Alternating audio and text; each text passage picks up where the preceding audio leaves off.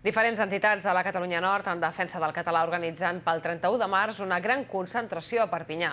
Esperen aplegar unes 6.000 persones i aconseguir el rècord mundial d'un lip-dub. De moment, ja han consensuat la cançó que acompanyarà aquesta mobilització. Parlem català de Jordi Barra.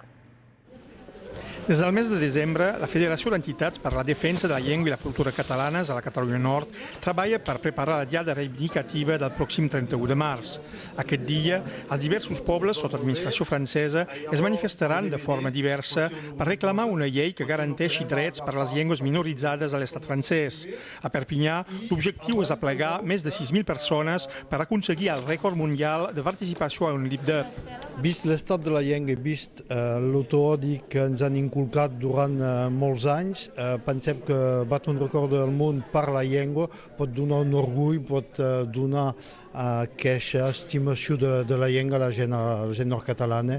A més d'aquest cartell i de la creació d'un portal específic a internet per mobilitzar les entitats i cridar la gent a participar-hi massivament, també s'ha fet una consulta popular per escollir la cançó de lip-dub.